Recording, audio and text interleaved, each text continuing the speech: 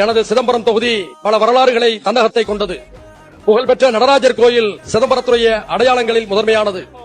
சைவ வைணவ மத ஒற்றுமைக்கு பாடுபட்ட பெரியவர் ஸ்ரீ ராமானுஜர் வாழ்ந்த ஊர் அதுதான். தேவாரமும் திருவாசகமும் இயக்கப்பட்ட ஊரும் அதுதான். சிதம்பரத்திற்கு விடுதலை போராட்ட வேங்கை திப்பு சுல்தான் அவர்கள் வருகை தந்தபோது நடராஜர் கோயிலை பார்த்துவிட்டு அந்த நடராஜர் கோயிலுக்கு வைரமும் தங்கமும் அணிகலன்களும் பதிந்த ஒரு சிறப்பான ஒரு மாலையை பரிசளித்தார்.